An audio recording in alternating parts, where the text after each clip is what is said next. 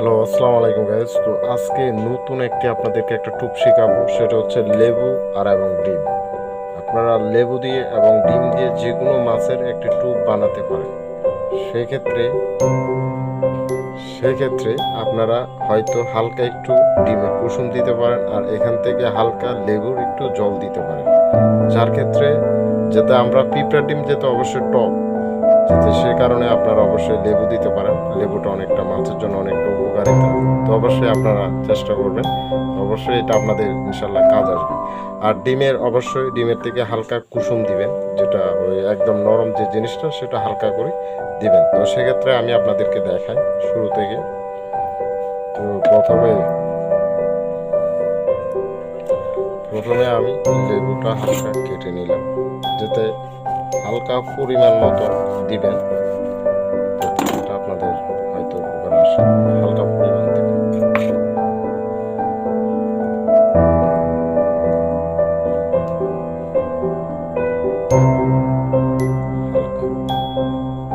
হালকা দেওয়ার সাথে আপনার এখান থেকে সুজি দিতে হবে। এটা হচ্ছে সুজি, তো হালকা পরিমাণ সুজি দিবেন।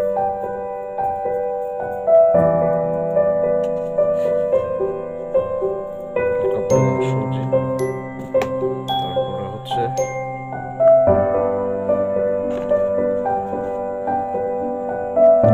আগে প্রথম ভালো মতন মিশিয়ে নেবেন।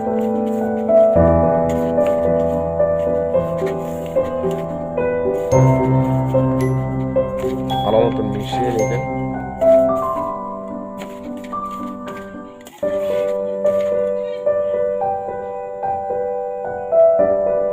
আপনারা ঘি দিতে পারেন, পরিমাণ ভালো মতন ঘি দিবেন।